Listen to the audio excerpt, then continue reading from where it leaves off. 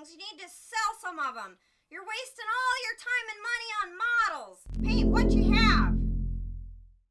Hello, everyone, and welcome to Model Club TV episode 11. As always, my co-host, Scott Johansson. Hi, everyone. How was your Thanksgiving, Scott? COVID friendly. Just the wife and I. Small dinner. Nice dinner, though. Good dinner. Yeah. And yeah, that was it. Same over here. My big family's a bunch of sissies, wouldn't get together, so it was just us two. Other than that, Black Friday deals. Get anything? Well, about a week ago, I oh, there's my dog. I got a dog. No. And there he is. About a week ago, or a couple weeks ago, I think I said I ordered a new computer, and that came finally yesterday. Awesome. So, yeah. Start setting it up yet or no? Not yet. It's still in the box. It's like a model kit. I'm just going to collect it mint in a box. I left, seriously, on my last laptop I bought in 2007. I think it was 2019 before I finally pulled the protective film off the back of it. Oh, no. And yeah, it still looks like it's brand new. So that's awesome. Yeah. But this way I can move my camera and my microphone around and do some different shots. And sorry about my dog barking, but that's all right. Someone's walking their dog. Jerks. And he how dare they go outside? Yeah, how dare they go outside? And how dare my dog, not like it. So, I bought a new TV. I'm so excited about. Finally. Oh, cool. Yeah, so I bought one last year, 2 years ago, year ago, as a placeholder for a bigger one for down here. And then I have a TV upstairs that's from like 2006. So that one's on it. There's like one level of gray that only shows up as fuzz. So whenever there's a gradient, there's like fuzz. Anyway, so that was my Black Friday shopping. We went out last night. I did not get in a fight with an old lady for a TV or anything. So that was good. Okay, good. But I did see a couple movies on Thanksgiving break. First, I saw Peanut Butter Falcon, which is really good. And it follows a guy with Down syndrome on his quest to become a wrestler.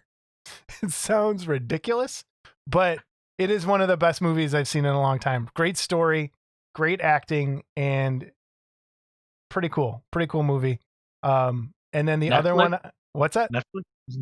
That I think we recorded off TV. I'm not sure. It's got to be on everything somewhere.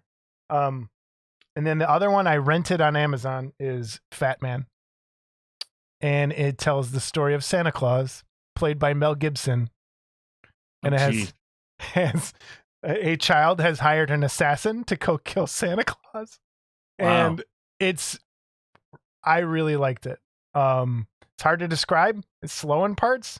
It plays Santa as a real guy, but has some powers, and it's bloody, and it's good. So, of course, if it's bloody, if you get a chance, watch Fat Man. I really liked it. I'd love to hear someone else's take on it. Jason likes his movies like his steaks bloody. Yes, that's right. I do like my steaks bloody. How did I know? I'd love if someone else in the comments has seen Fat Man. I'd love to talk to somebody about it. And Mandalorian. Did you see Mandalorian?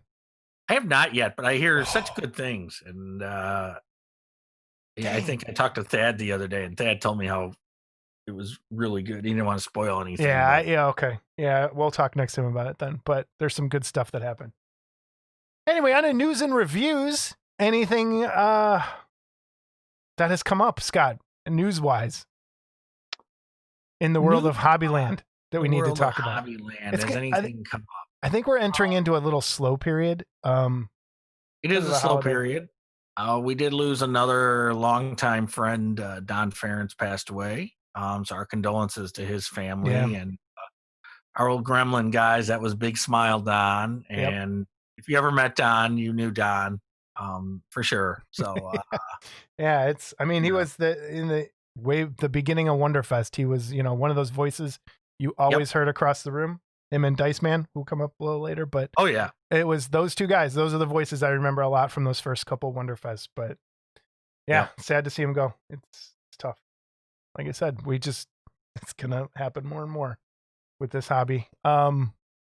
Condolences to his family. Other news, Wonderfest still officially scheduled. With the way things are going, I'm worried more and more about it. I keep hoping they get that vaccine out there and things chill out, and let's see what happens. So. Yeah. Weird stuff. The other thing, like Adepticon, the other convention that I go to every year, normally right now, I think next weekend you'd have to be signing up for the classes and stuff. And I haven't heard a thing, and that might be my fault, but I don't know. And last year when it got canceled, you were able to forward, because it's different than Wonderfest. You have to pay for your classes. So I spent like $300 on a couple of classes I was going to take, and you were able to push that money towards this year. And now I haven't heard anything. So I'll have to figure out what's going on. I just realized that yesterday, like as I was laying in bed. I was like, Adepticon. Do you know there's some Black Friday? Any other things for reviews, Scott, or news? Well, I had reviews. I didn't know if you wanted to pull the drawing for last week's drawing first. Do you want to do that? Let's do that. Let's do that. It's giveaway time. Our first official giveaway. I wish I had a bell. Ding, ding, ding, ding. Yeah, I know. I don't. Okay. I have the tickets in this bag. I'm looking at the camera. We're going to pull out one. And I think I got one. Ta-da. Roger Abinate. I have to look it up. Roger, ticket number 387005. You have won the Pennywise kit.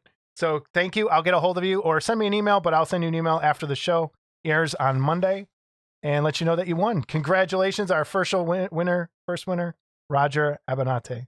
Or Abinate. Please someone tell me the right way to say this. And thanks again to Paul Gill and Mark Van Yes, Tine. thank you so much. And, thank you so much, Paul and Mark, for that kit. It's awesome. Like, I'm so happy we get to do this. That was our first giveaway. That felt weird. We broke that seal. All right. And at the end of this episode, we will talk about another giveaway. Yep. We do have another giveaway coming up. So from our guest today. Yep. So. And then. Okay. News and reviews. You want me to? Yeah, news and reviews. So what have I gotten this week? Okay. Well, we'll start out with, I got this set of nameplates from Mark Kalin, and we'll give the information how to get a hold of Mark to get these. And they're about 2 inches long. So, they're not really big.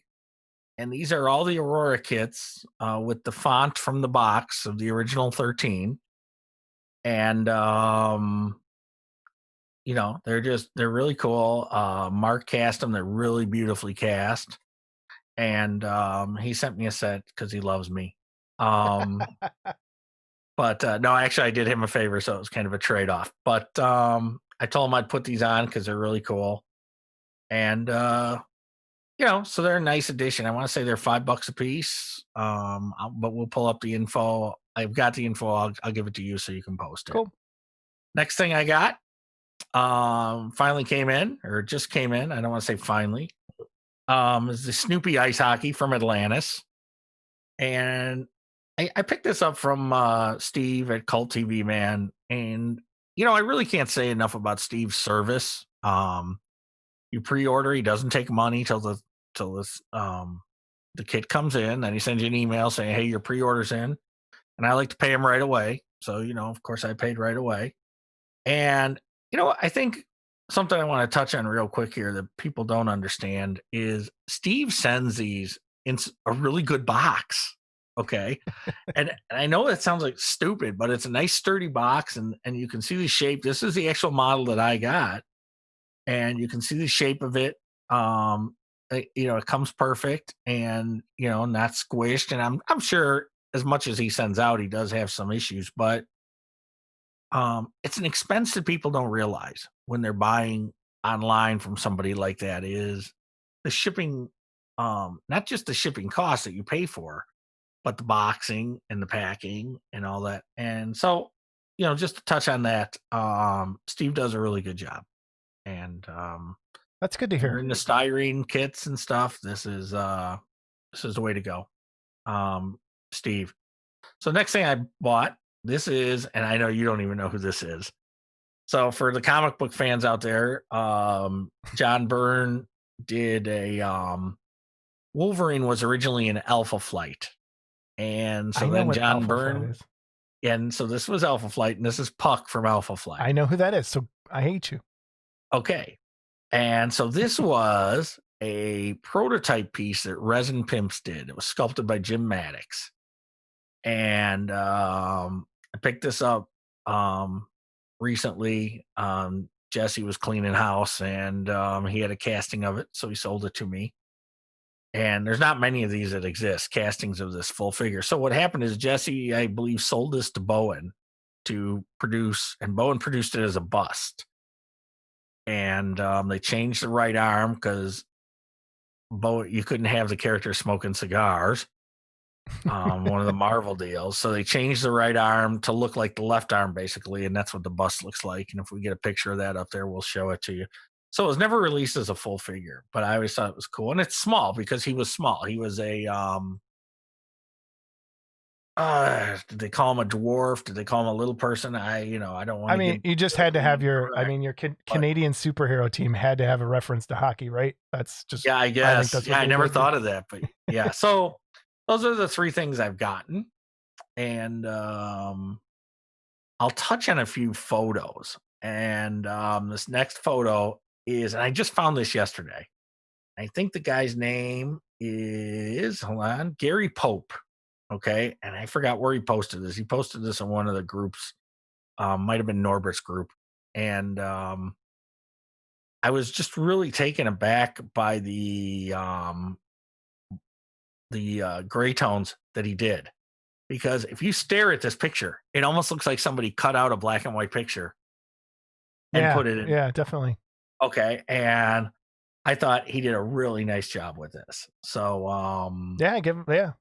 I just wanted to show well done. And the next two pictures I'm going to show you here are, and this is a gentleman we mentioned before, Kendall Conniff. Yeah. Okay. Conniff or Conniff, I think it is. Yeah. And he was in the last Amazing Figure Modeler, Reader's Choice, and he did the Witch Kit in there. And I have to say, as nice as the Witch Kit was, the kits that I've seen him do, like this one, and he also did the Rat Fink that we talked about a couple episodes back with the fiber optic Angel Fink, are better than the ones that were in AFM, if you ask me. So anyone that's ever seen this kit, this is an old Aurora kit. Okay. And he customized the base. It's Land of the Giants. All right. And you see the guys in the bottom right hand there holding the safety pin to try to kill the rattlesnake. Anytime you see this kit, it's painted in greens like the box. Right. Yeah.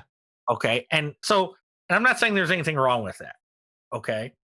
But Kendall took this to another level. And I'm gonna pop up another picture so I can look at it. And he's got a few pictures posted out there. And there's one overhead shot that the rattlesnake looks so camouflaged in the base, okay, that he's the first person I think I've ever seen paint this like a real rattlesnake. And he had to make like the rattlesnake tail, right? And the fangs. Did the kit come like that? The kit comes with all that. Yes. Okay. All right. Yeah. No. The kit comes with the whole snake. So, yeah. Why would anyone paint it green? That's fantastic. Like, okay. I really like that. You had mentioned this to me a while back, and I hadn't seen it. That is super well done. Like, and wow. Yeah, and I'll send you some more pictures. I'll send you the picture of the overhead shot. And I don't know if you can see it to the right of the one branch that's sticking straight up. There's a little spider on the rock. So he's got a little spider on there. That is very cool. And but it's just painted. It looks like a snake, and that's hard to do. Like a snake. And so maybe we got to get Kendall on. Because, I think what I think so. He's and I even like the base. Like whenever you see rocks, people almost always paint them gray. like rocks are gray. Those are brown. That's one of my pet peeves. Yep. But that's fantastic. Yeah, and it is, and it's like I said, when you look at, he did there's an overhead shot, and I'll give it to you and you can post it. Cool. And it's the snake is camouflaged, which is why the snake is that color. Okay. To be camouflaged and why people get bit by the snakes. Although I'll go back to that Bill Burr bit. Were you fucking with it? Yeah. So, yeah, I'm looking at my wife right now. She's on a ladder outside the window. Hi, honey, I'm coming. Okay. And so anyway, those are just a few of the things I've seen. And trust me, it's not that I don't see other good work out there, but I thought this snake and that black and white on the Billiken Dracula were just really well done. And kudos to those guys. Yeah, absolutely. I love no one when we solicits find us to show their work. I do if I find it. And gosh, if you're mad that I'm posting pictures of your work, I'm sorry, because this is really it's really good, really nice. So that's all I have. Yeah, the one thing I found, and I haven't. It's a busy week. Parent teacher conferences online. It was a good time. I saw this yesterday, and it's a Mad Hatter from a company called Creepy Tables out of, I think it's all the prices are in euro, so they're somewhere overseas. And I think they're available in different scales, but they had done a caterpillar before from Alice in Wonderland, and immediately made me think of David Fisher because he's such a nut for Alice in Wonderland. And this is one of the better, I think, Mad Hatters I had seen. And I love the pose. I love the way the clothes are moving on there and just his maniacal face. It's really well done. And I started looking at some of their other pieces. They have some really cool little mini busts on their table, on their site. So Creepy Tables is the company, resin kits, minis, and other collectibles. So give it a look. Maybe you like some of their stuff as well. And those are miniatures, right? That's a little, a little bigger. They were up to, I think the scale went, they were available in a couple different scales, a little smaller than 1/8, I think, for the one, but it looked pretty cool. So I got one more thing for reviews. Our good friend Larry Brackney, I talked to him a lot on Instagram. He's been messing around with 3D printing quite a bit, and he messaged me the other day and he said he had a surprise for us and he wanted my address. So he sent me 3 things, one to give away.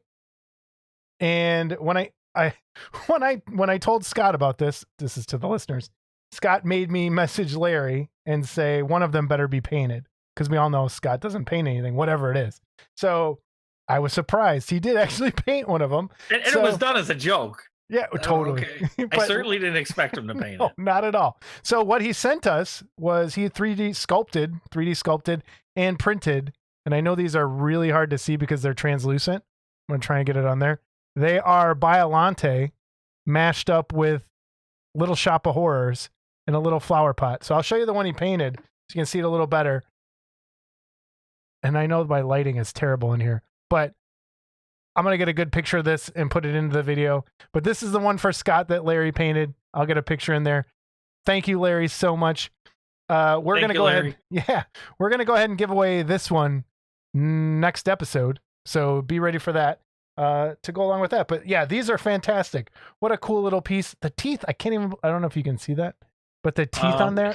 There you go, right there. Don't move. The teeth on there are so fine and pointy. Yep. Like, what a cool little piece. But let me get the painted one up there. I don't know if that'll make it worse, but these are fantastic. He did a great job painting it too. Cool little piece. Thank you, Larry. And Larry, I haven't seen the movie. What? No. That's like my favorite Godzilla movie. That's my number 2. Oh, gosh.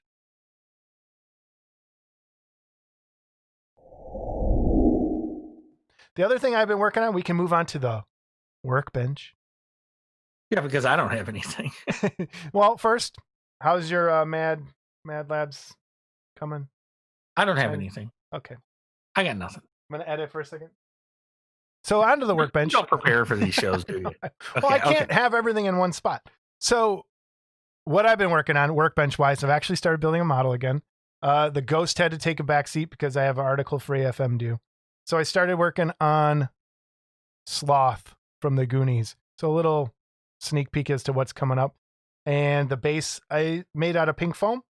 And it's done, ready to go. Plan on doing a waterfall here. The kind of story behind this is I'm making up a part that didn't happen in the movie, where after he let the kids out and the family is kind of stuck in the cave, he found a lever that releases the pirate ship. So I'm going to build that into the base I did use, normally I cover the pink foam in resin, and this time I used matte modeling paste gel. What is it called? And that seemed to work better. The other thing I did this time, normally to primer this, I did the zenithal priming. So I'm going to have light coming from one side. That's why one part's darker than the other. I've been using blue tack. I normally when I do this, you probably have to put like a little drop of super glue to hold it together. But what I did this time was just blue tack from Loctite, and it's held together for 2 weeks, hasn't come apart. It allowed me to spray the parts where I need to and then still break it apart for sub-assemblies. It doesn't dry out. It doesn't dry out. No, I thought it would actually loosen up over time, but that stuff has held really well. So as far as workbench, that's what I've been working on. Still building a lot of stuff and magnetizing some miniatures.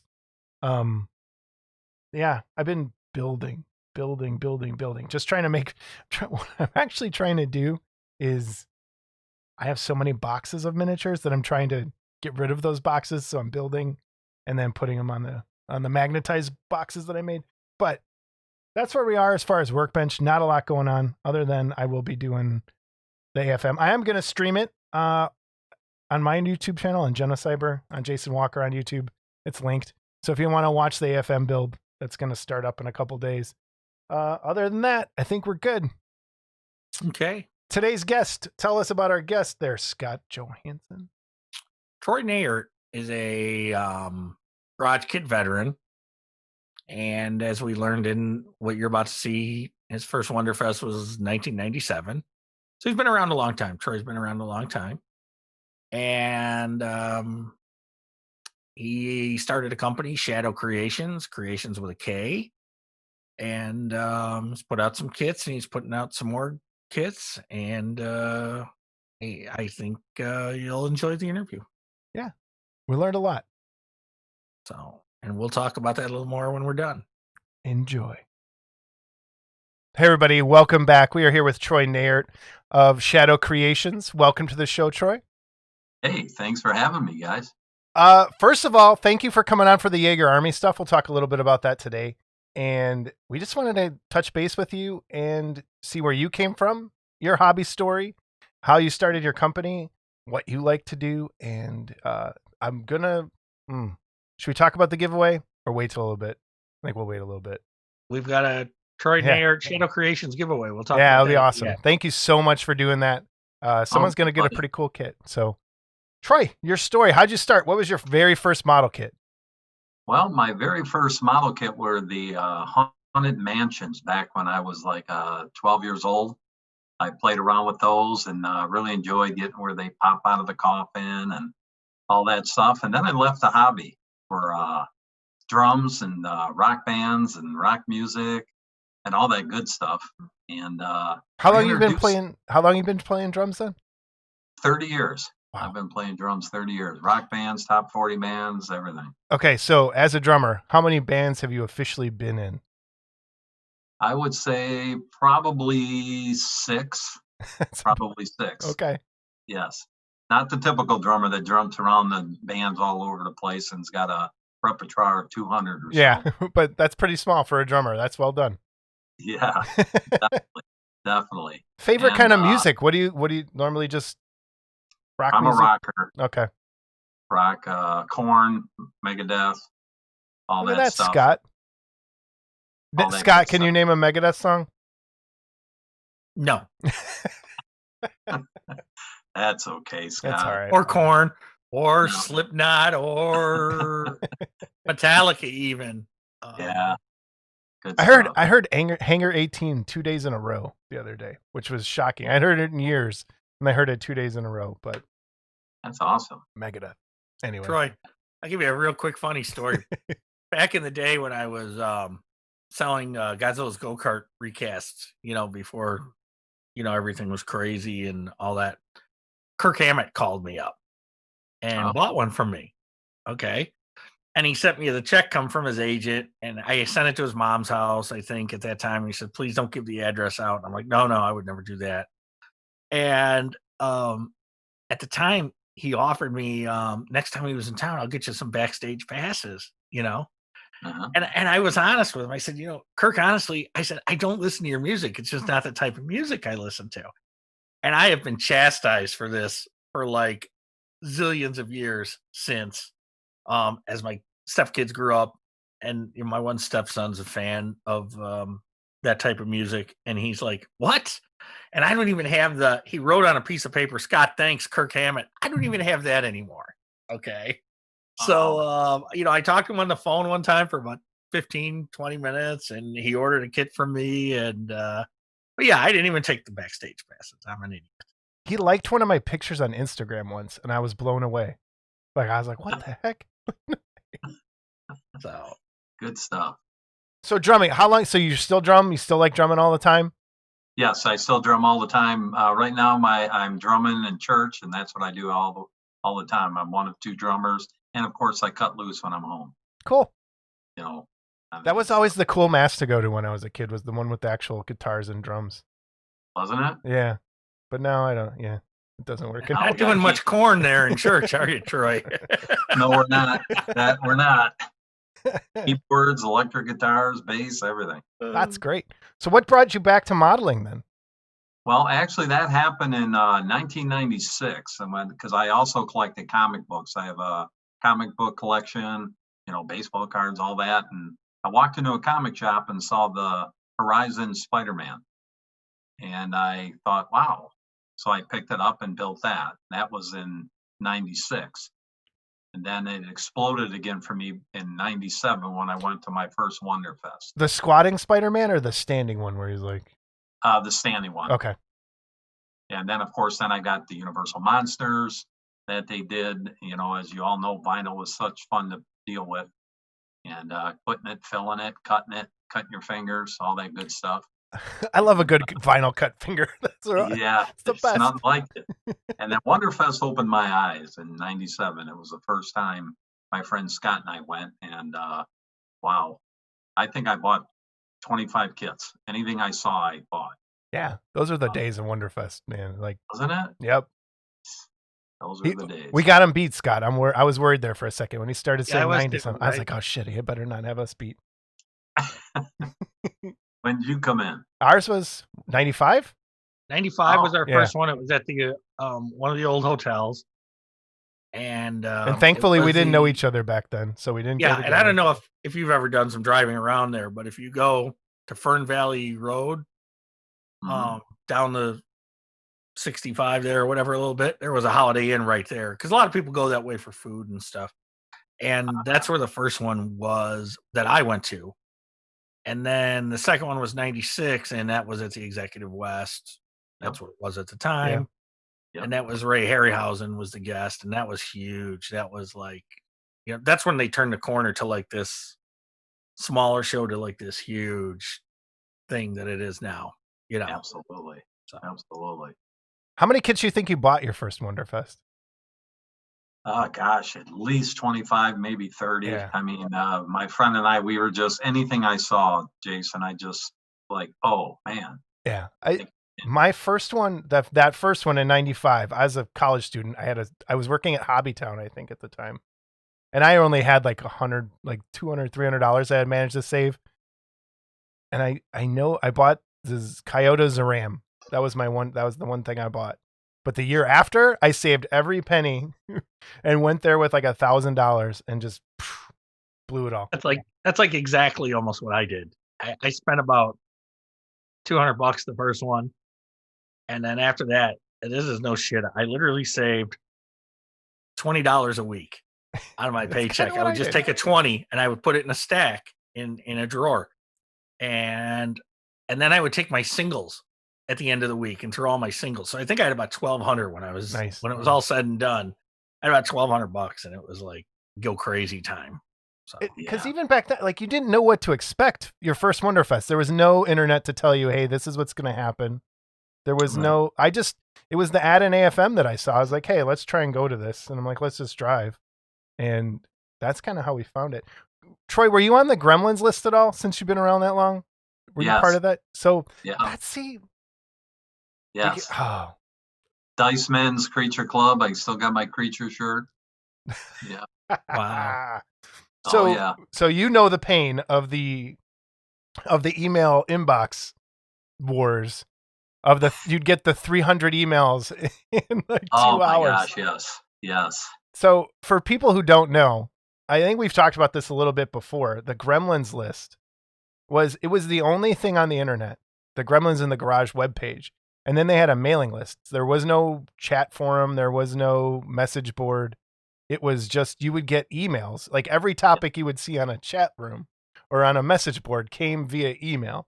So you would get, there was, man, like what was the biggest, like, I don't know how much we want to go into this, but the Dice Man fights, who were the other, like,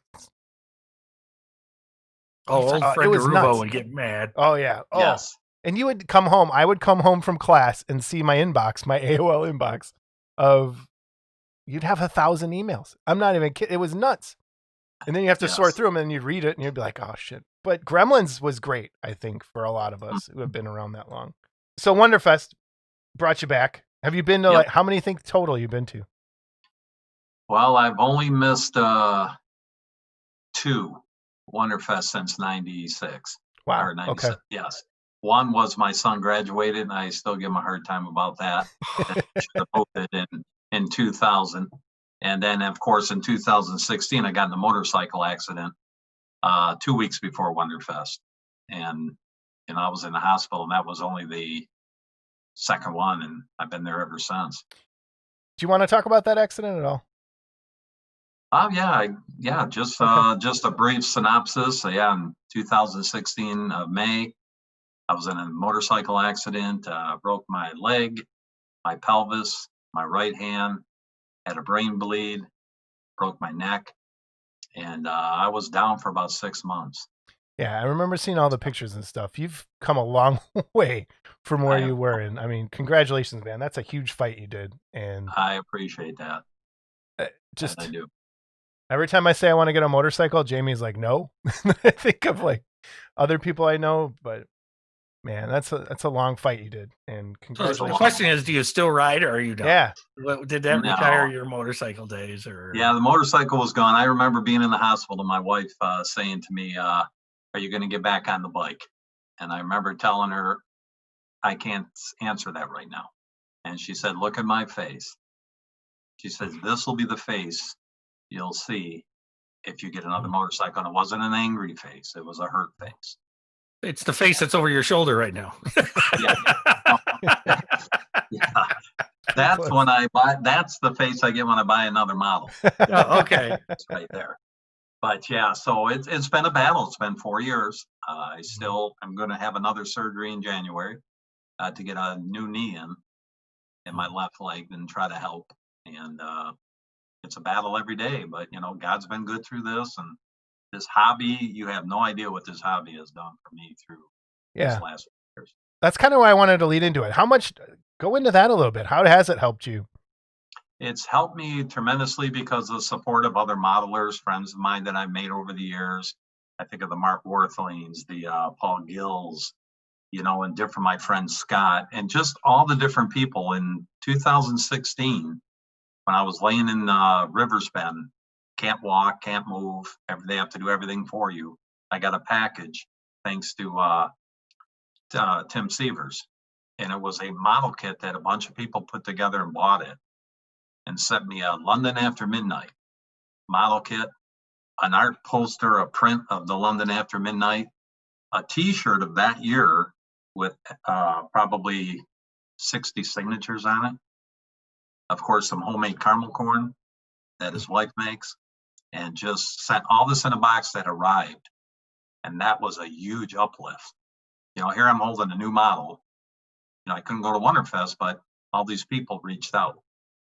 And then just seeing new kids come out, and I'd lay in the hospital, laying in bed on my phone, just whipping through and checking out all the new models, seeing what guys are doing, looking at my hand with pins sticking out, wrapped up, thinking, will I ever be able to do this again? Yeah. And just so much going on in life that, we all need something to gravitate to when times are tough. For mine is God, models, my family. And, that's why in 2017, I said, you know what? I've been doing this for 20 some years.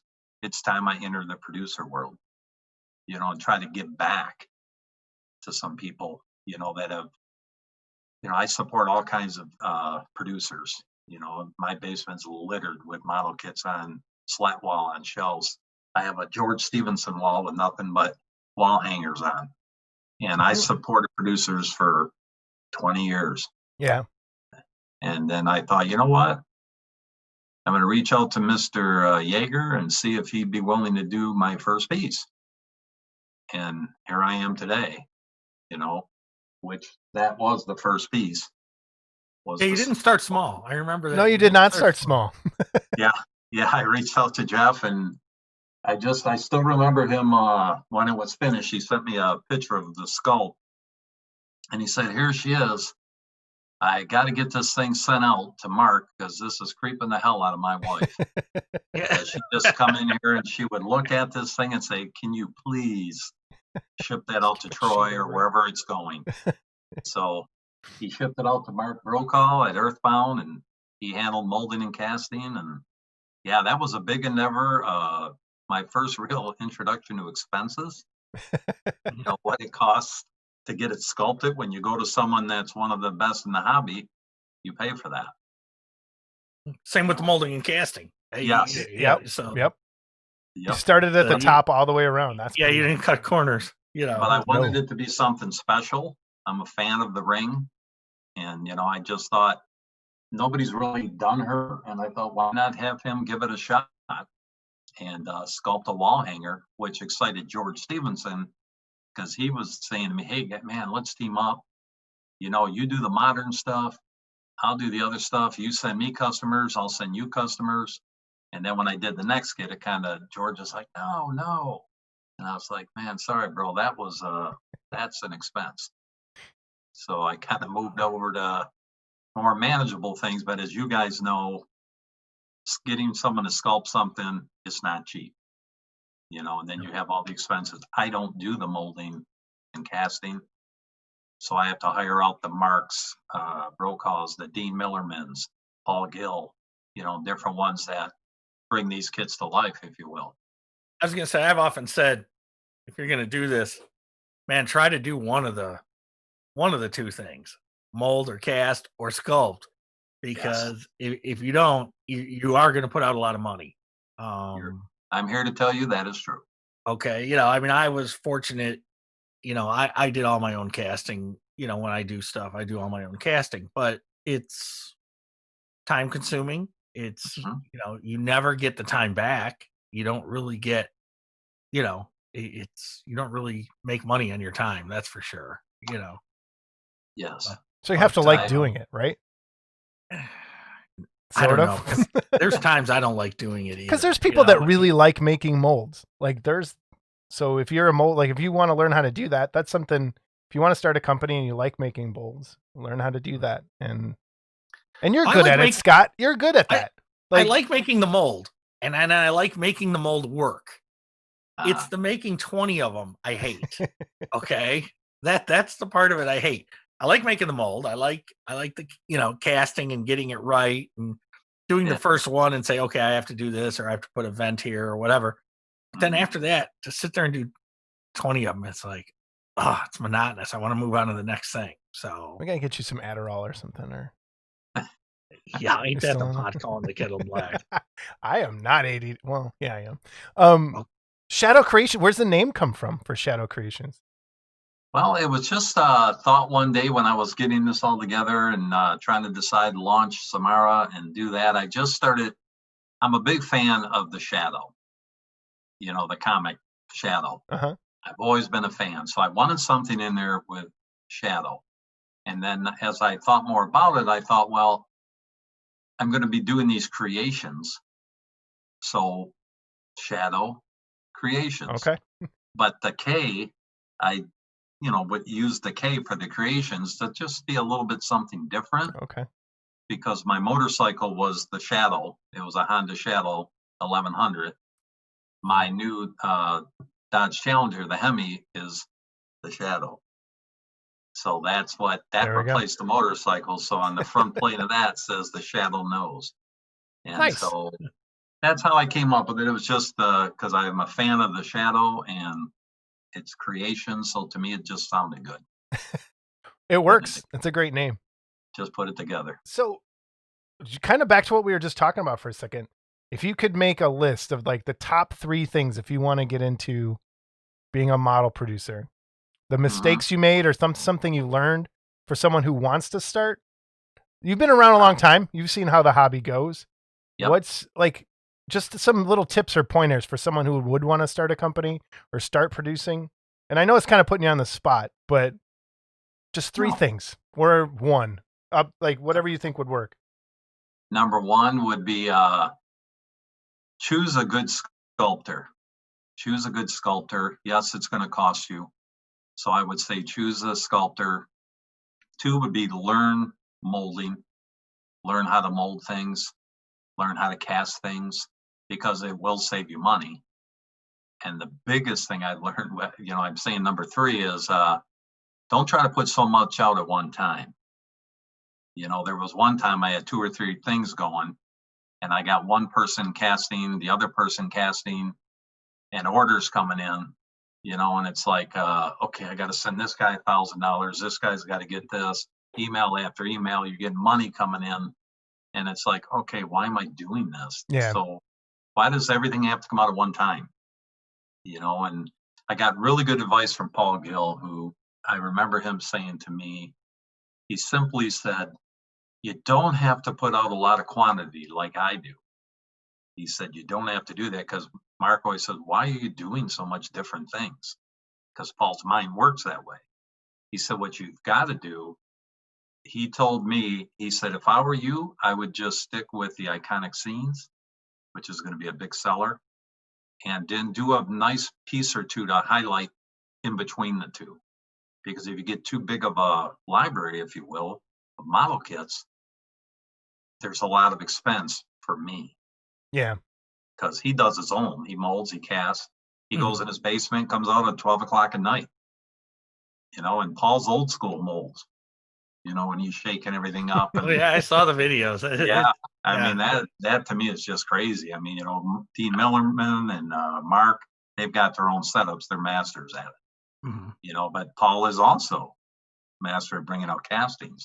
But I don't know if I could do this for 10 hours, to get 10, 15 kits. No, and even with a rotocaster, everyone thinks the rotocaster is the end all be all. Right. But it's not fast. Okay. I mean, you have to take the mold, you have to put it on the rotocaster, you have to prep the mold, you have to put the mold together, you have to attach it to the rotocaster. Yeah. You have to fill it, you have to spin the rotocaster for, I go 10 to 12 minutes. Okay. Depending on the piece. And then I don't demold it right away. Okay. So I let it sit for another 10 minutes before I demold it. And, so it's like that King Kong I did. It took 2 hours to do one, because of the time, in between, and why one thing's setting up, I'm setting up the next mold and stuff like that. But it's not fast. If it's fast for something like Paul did, it cracks me up. Paul does crack me up that he does this still. I'm like, buy a rotocaster. So because, and I'm fortunate, I bought a second one, a little desktop one, which would be perfect for like what Paul does, busts and stuff. And I wish I'd had that desktop one when I was going full on, because I could have turned the big pieces and the small pieces at the same time. Probably cut my time up. And the same with pressure casting. Pressure casting is, again, another, you have to set it up. You have to put your mold in there. You have to drop your resin. Then you got to hurry up and do everything. Tighten the lid, pressurize the tank. And then you got to let it sit there while it cures. And so while you're doing that, your tank's tied up. You can't do anything else, unless you've got, So I do a lot of gravity pouring just for that reason. I'd rather do a gravity pour just because you can do a lot of them. That Edgar Allan Poe kit I was doing, I can make one in 45 minutes. In 45 minutes, I can make the whole kit. So that makes 2 hours to do a King Kong. Okay. So it's, I feel the pain. I feel the pain. And the guys that are devoted, I from what I see, Paul's really devoted to going down there and, just hammering it out and Yes, he is. Yes, he sticking is. with it. But that's a lot of work. It's a lot of work. It is. And I would tell somebody thinking about getting in it also to find your niche. Find your niche in the hobby. Find something that's different. Different than what you see all the time. That's why that iconic scenes is something to me dear to my heart. Just picking iconic scenes from the different films that people know. You see and you think, oh, there's Frankenstein and this monster, Dr. Frankenstein, at a windmill. Everybody remembers that when they were looking at each other and that thing spinning around. Yep. So that to me is my niche with Shadow Kreations. Anything else that's put out in between is just something that I love. Okay. Something that I want to see.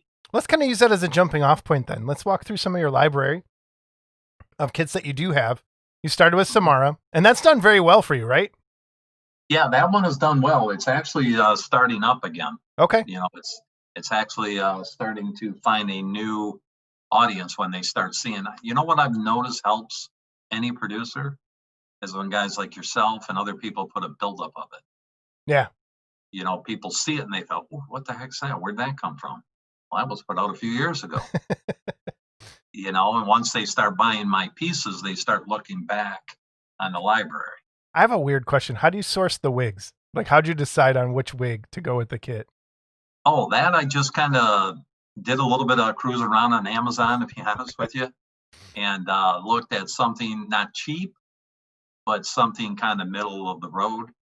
And I just bought a bunch of them. So when you buy the kit, the wig's thrown in there. Okay. And there is another piece of this, another version of this with resin. With the resin hair. Yep. With the one dangling down in the front. That's how Jeff originally sculpted it. And the hair itself weighs more than the face, on that resin. I just, this is maybe more of a Chicago. I just imagine Troy going to a bunch of wig shops on the south side over here, looking for the right one for his resin kit. I thought of that. Bring it this in. one, these wigs are actually called, they're the Cher. Remember Cher? Uh-huh. They're her type wig. Cool. And I thought it works perfect. So it does. I bag them up, when the kit ships, they're in a package and somebody can do what they want with them when they get them. So after Samara, you came out with the House of Wax. Yes. What's the story behind that one real quick? The story behind that was I'm a big fan of Vincent Price, and especially the House of Wax. And I had been talking with Brian Hamilton, about the kit. And I approached him one day. He was actually, little sidestep, he was actually sculpting for me at the time of his death, the shadow. Okay. Yeah. He had the head done. He's going to have the guns ablazing.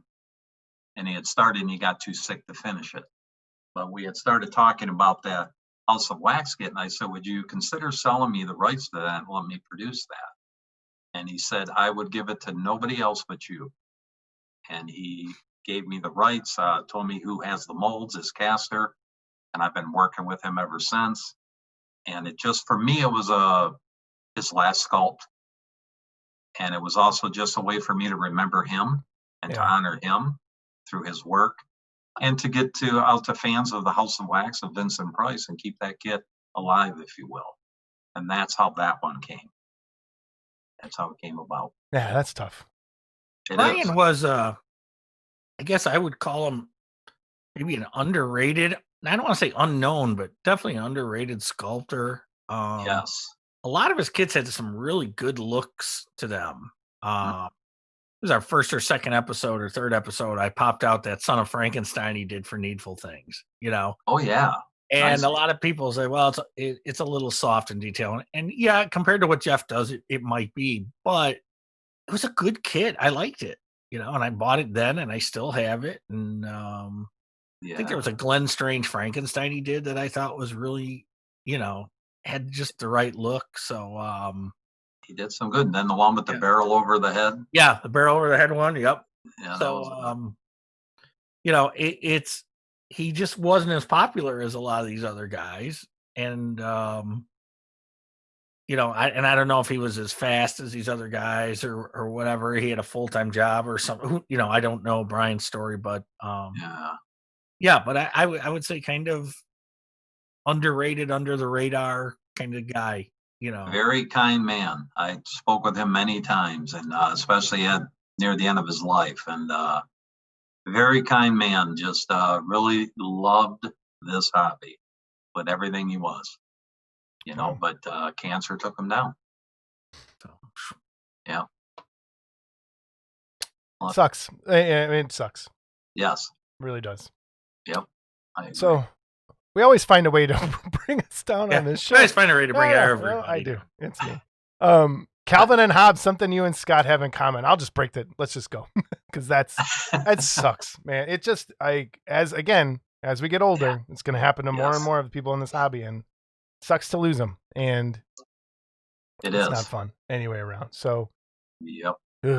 Calvin and Hobbes, Scott, and Troy. Calvin and Hobbes. Yes. That is one I just I loved. I originally contacted Russell Robbie in England, and I just gave him an idea. I just gave him the artwork from the comic, on the cover of the one book of theirs. Mm-hmm. And I said, hey, I'd like to do this one. So he sent me like a drawing what he wanted to do, which is the cover box art that I used for the release. And then I really didn't hear much from him for like a couple weeks. And I thought, well, I'm going to hold off on this one. So I kind of told him, I said, hey, appreciate you doing the box art. If I owe you anything on that, well, I'll square it up with you. Well, the sculpt was done. He had gotten it done. And I thought, oh boy, and now, of course, I was already preparing for new things, money tied up. And I said, dude, I'm going to have to hold off, man. I said, he goes, okay. He said, really? He said, no problem, mate. He said, I'll probably do this myself and release it. Well, a month or so went by, and I reached back out to him, and we came to a deal. And he shipped the sculpt off to me, and I shipped it to D. Millerman, and now it's out. I'm a huge fan of Calvin and Hobbes. There's nothing like the adventures of those two in a book. Yeah, it's just amazing. The question is, Jason, why aren't you? Yes, Jason. Are you looking at my face? I am looking at your face. Read one book. I've never read a single strip, picture, nothing of Calvin and Hobbes. I know what they are. I know that he likes to pee on things because of stickers on people's cars. He doesn't pee on anything. That's the thing. That was never even in the strip, you moron. Okay, all right. And I'm gonna go. I think he has a problem with Ford or Chevy. I'm not sure which one. Yes. And Green Bay, and depending where you live, yes. Troy, you better have my kit then. I don't remember if you bought mine or not. My Calvin and Hobbes when I had it out to. But was that when he was standing on the grass? Yeah, and the baseball bats on the yes. Yeah.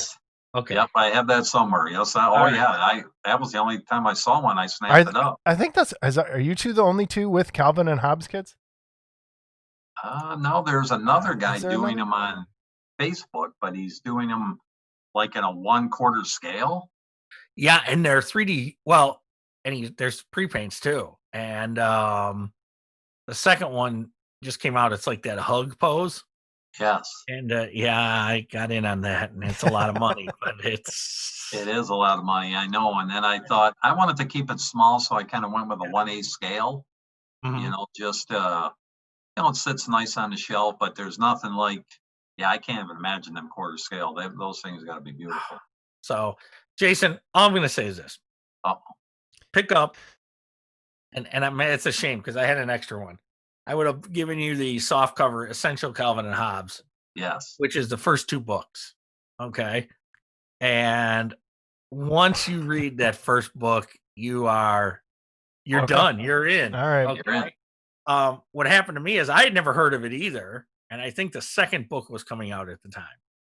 And the comic store that I still go to, the old owner that was there, he handed me the first book and he said, here, don't pay me for it. He goes, you don't like it, bring it back next week.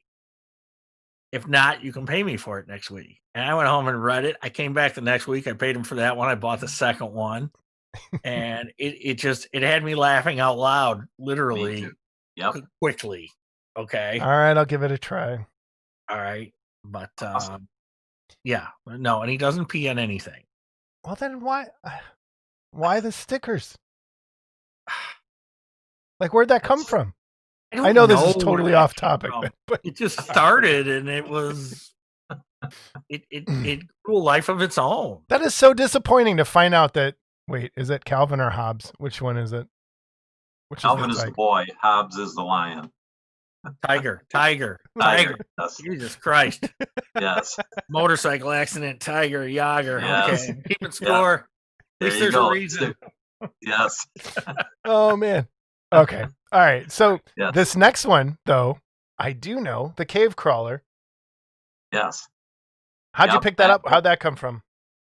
That one, again, I'm a fan of the movie. I had the one that John Tucky had put out before. Ask Scott if he's seen that movie. Well, of course Scott has seen the Descent, right, Scott? That's not seen the movie. All right, we'll just keep going. We'll movie shameless. Sorry. Yeah, I had reached out actually to John Tucky before he had passed to see if he had any more.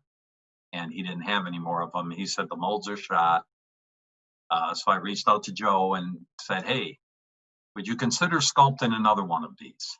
But here's what I'm looking for. I want it like a quarter scale bust, him climbing out of the debris out of one of the caves and just kind of looking up, like, okay, and listening because, they couldn't see.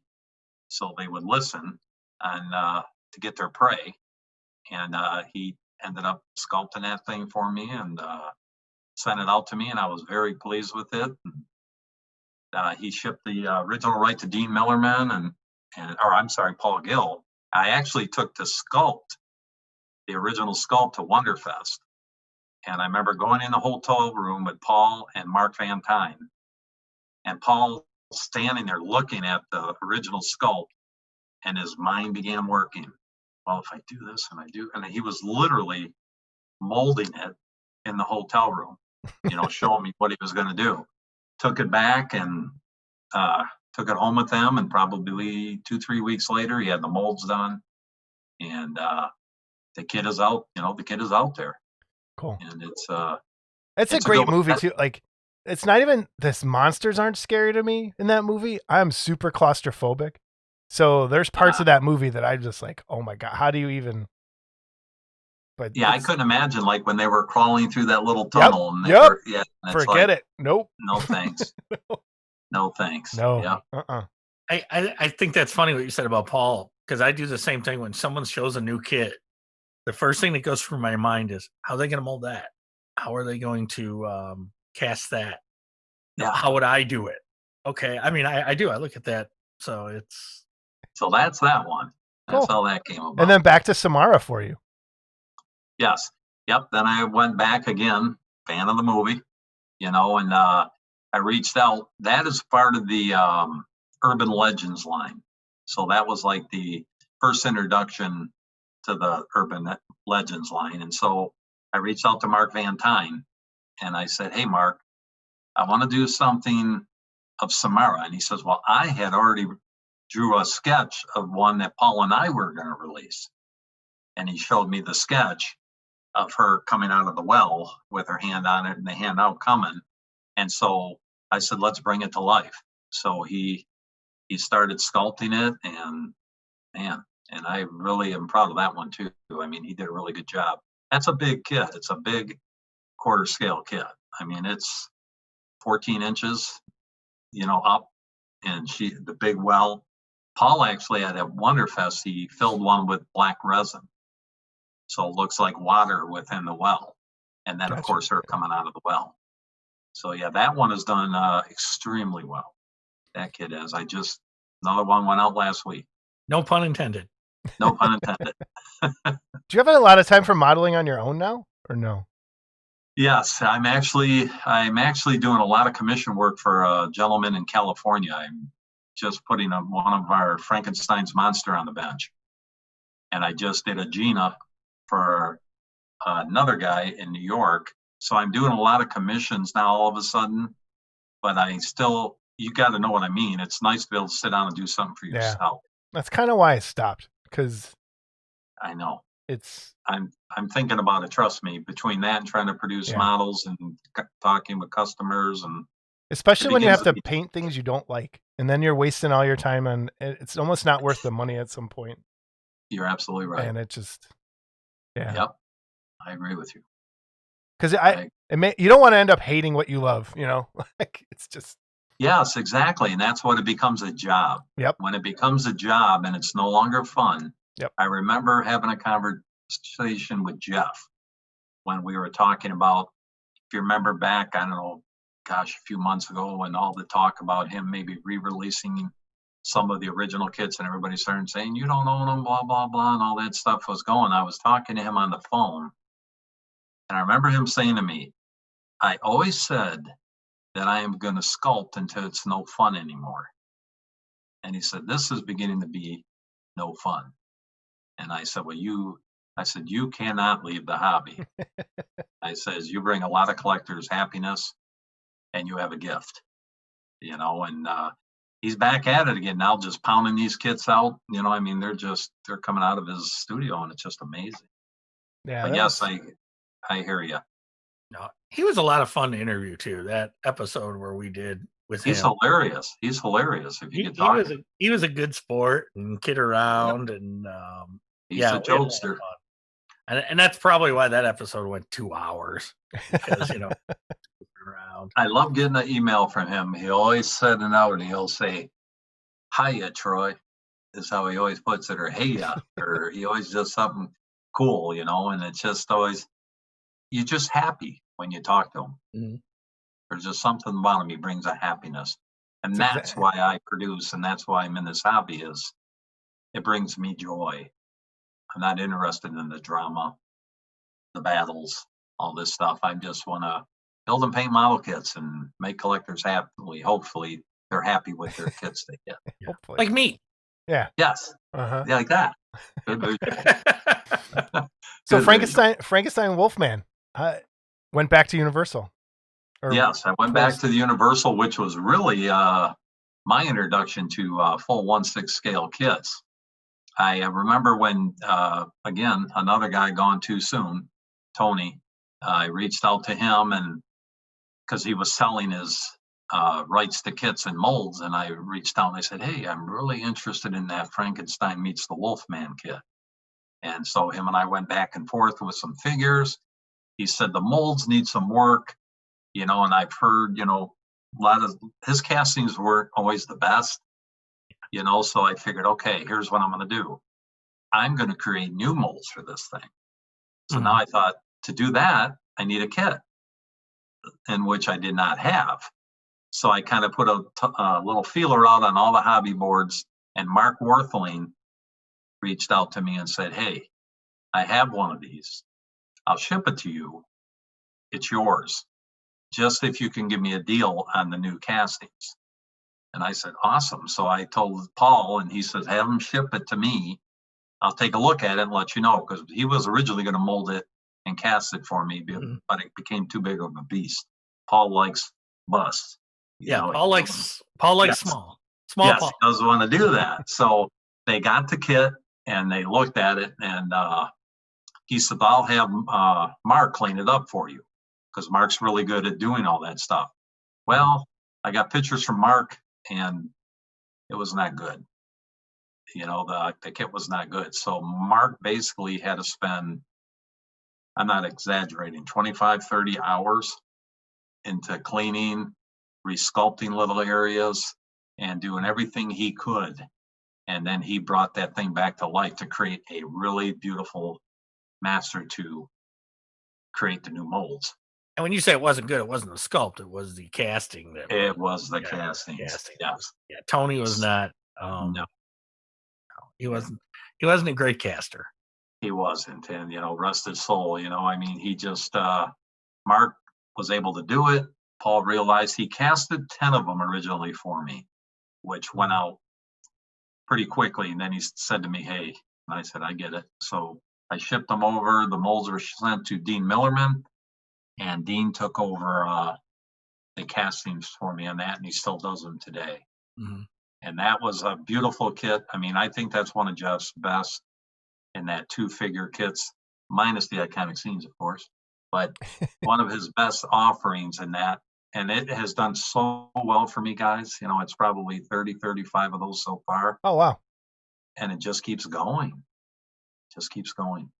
That's a nice kit. It's a nice It kit. is. And one that I'm proud to say that it's in the Shadow Kreations line. You know, and again, keeping something of Tony's alive for a man that's no longer part of the hobby and no longer here. So to me, I'm keeping something he did a lot. Jeepers Creepers. Pretty interesting movie. So you have a nice mix of modern, classic stuff going on. Yes. Yeah, there's so much going on in there. Again, huge fan of the Jeepers Creepers. That first one to me was, the Creeper is like nothing else you've seen. I mean, he's vicious. He's on a mission. You can't kill him. If he gets a bad body part, he takes another one, and it just grows back. And so I thought, okay, this would be a good one for the urban legends. Once again, reached out to Mark and asked him if he would consider creating something for me. So we did a sketch. I said, I want a truck in it. I'm thinking of something with the Creeper with the axe in the air, ready to take whatever he wants. And that one turned into a big endeavor, this kit, because Mark would, if he was on with me, he'd be saying he got a little carried away with the truck. I like that truck, though. That's a good truck. Yes, he spent a lot of time, and the kit became bigger. He calls it a mega 1/4 scale. And that's Mark's words. You know, from the tip of the blade, it's probably 15. You know, when you go up from the bottom, he put a lot of work. He kind of mixed the face and the couple of the first look and the second look, pulled it all together, captured the movement. I mean, he put a lot of work into that one, and brought a kit for me to life of a film that I loved.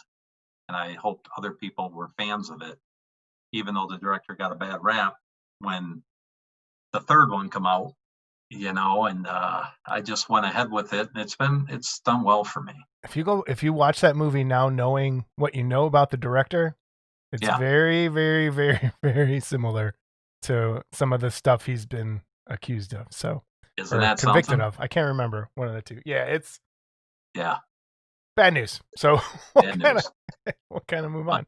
Yes. Your Frankenstein. Oh, I did it. I finally did it. I screwed it up. It's the monster. Your monster kit. The monster. Scott and everyone has got me to screw up so many times. The monster here. Write that down, Scott. Yep. Michael. Yeah, that one, obviously I got it when it was first produced by Typhon Studios, Mike Calvert. I bought one, had to have it. It's a Jeff, it's a Jaeger, it's Frankenstein. So I picked it up. After Mike went through his initial run, I had just reached out to him. I said, hey, would you consider partnering with Shadow Kreations and me producing this in the US? And he said, how about you just take it over, and you take over the rights and bring it under Shadow Kreations. He said, I don't do this with anybody, but for you, I will let you take this one over. So we took it on, and it's doing really well. I mean, a lot of people have it. Yeah, I have seen it around quite a bit. Yes. Did you guys, did you remold it, or did he send you the mold? Like he sent me, he calls them an artist proof. Okay. And he gets, I mean, this thing was immaculate. So he shipped that to Paul Gill, and the magic begun. You know, he made the new molds, and he does my castings for me, and they are beautifully done. I mean, Phil Lister did a beautiful paint up of it not too long ago. That's one he bought from me. He said, you know, I painted so many of these, I want one. So, you know, he got it, and now I think he was selling it. So I got to reach out to him and find out what's going on. You know, but yeah, so that was just one for me. It's just a unique piece. It's very unique in the pose, and this, from the words of Jeff Jaeger himself, the best Frankenstein I've ever done. Monster. Yes. Stop yes, it. Best monster. Write it down, Scott. Yes. Any chance you'll get any more of his kits to do, like the Dracula or the Pierce Karloff, or the Pierce? I guess it's Pierce Karloff. I mean, Is there any interest of you doing any of the rest of those, or? Yeah, him and I have already been talking. I'm specifically looking at the Karloff Pierce. Of course, I bought one of those. I mean, I originally reached out to Jeff and said, hey, can I have a new take on the Karloff Pierce that Janice did? And Jeff gave me the price, and I said, okay, maybe another time. Because the chair alone was going to be a lot of work, and he said that right up front. And so then I reached out to Mike Calvert, and him and I were going to co-produce a new 1/6 scale piece. And then we started crunching numbers and figuring, okay, one would have to mold it here. And then we went through all that, and he said, I'm actually thinking of doing something similar, but on a smaller scale. And he kind of told me what he was thinking, and the rest is history. I mean, I think he sold 100 of them so far. And okay. I think the production run was 100. And I believe he's filled that. And so, yeah, who knows? I have a really good relationship with Mike.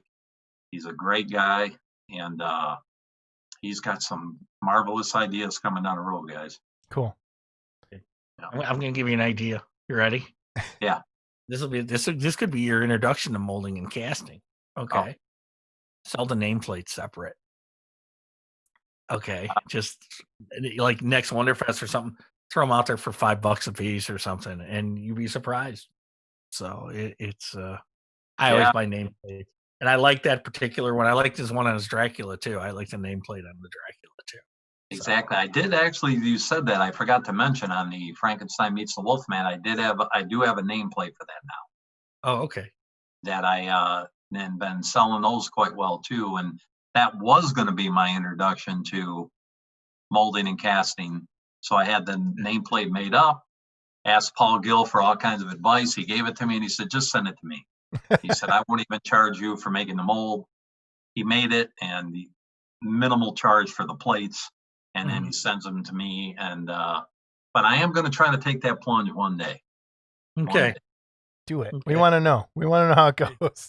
Yes. Hey, if you ever want to drive down to Chicago, I'll show you stuff too. Oh, yeah. Wait, where are you? Where do you live? We haven't even talked about Bay City, Michigan. I'm in. Okay.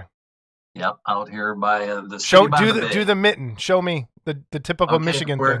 The mitten, we're right about here. Okay, right in the middle. We call it mid-Michigan. Yes. All right. The Tri-Cities. And we won't say he's a Bay City roller. We won't let that come out. Okay, we won't ask if that's one of his bands. Okay. Hey, Madonna came from here. Come on. Oh, look at that. See? Yeah, I'm thinking she didn't go to your church. No, she did not. No. Must have been before the Virgin song, I guess. I don't know. Yeah. Okay. You jump back to some you can't even call it modern horror anymore, can you? I don't. When it's 80s, does that count as modern? Sort of. I would say so. Okay, so you're David. I eat maggots. Or you eat maggots. Yes, you're eating maggots. Yeah, I originally bought that kit from Shaky Dave when he was producing it at Wonderfest, and he had that and a few other kits, and then the kit disappeared.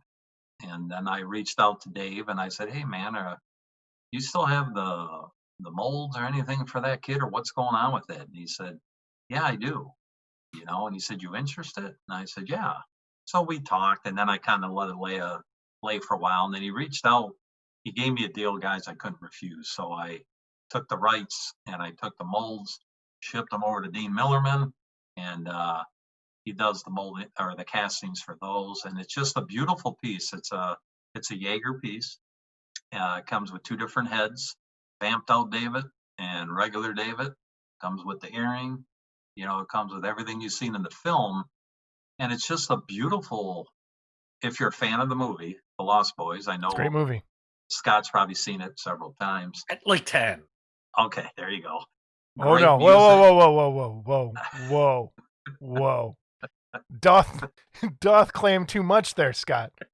How many times have you seen it? 0. Yes. That has an amazing soundtrack. It is one of the best soundtracks in movie history. It is amazing. The summer that movie this is going to be a Jason story. The summer that movie came out, I wasn't old enough to drive yet. I think I was in 8th grade, I think. And my friend, his brother was old enough to drive. And he had one of those Woody wagons, one of those giant station wagons that we called the Cruiser. And we would just drive around town getting in mayhem, listening to that soundtrack over and over and over again. Love that soundtrack. I have it on cassette. I don't think I have it on vinyl. I might. I have to go look. I think I do. But, for music fans, if you don't have that, you need to get that. It is so good. Anyway, if you're a fan of the Lost Boys, you got to have that kit. Yeah, that's true. I got one of these. Beautiful kit. I need to buy more models. I really do. I got to stop with the miniatures and buy more models at some point. And then back to Universal, your iconic scenes. Yes. Yeah, that was an idea. Actually, a conversation between myself and Paul Gill came up. I was talking about something I wanted to do different. And he said, have you ever considered doing a 2-figure kit and capturing some scenes from a film, the Universal Monsters? And he said, I don't know, a scene that everybody recognizes. I said, like an iconic scene. And he said, exactly. He said, but not 1/6 scale. I said, like a 1/8 scale. And he said, yeah. He said, I'm telling you, dude, they'll sell, less shelf space. So many options available. So I reached out to Jeff and I said, I've got an idea. What do you think? He said, 1/8 scale. I love it. He was pumped to get his hands on this. And I sent him 2 scenes for the first iconic scene. Was the one that ended up coming at the windmill. The other scene I sent him was in the mountain when Dr. Frankenstein Henry had the flame and he was staring across. If you remember, he was just that's one I've considered doing, actually. Yes. Steve Rojas and I used to talk about what would be the iconic scene of a movie that you'd like to see produced. And I used to say the way they were glaring at each other with such hatred at that point in the movie. It was and I always I would make a joke and I would joke with Tucky and Steve as well. That I used to tell John, I said, John, stop like putting the monsters. You always do the monsters dying on fire. The crucifixion, where he was tied up, whatever. I said, I want to see the monsters being badass. Okay. Yeah. And so this was like you said, the scene in the windmill here in the mountains.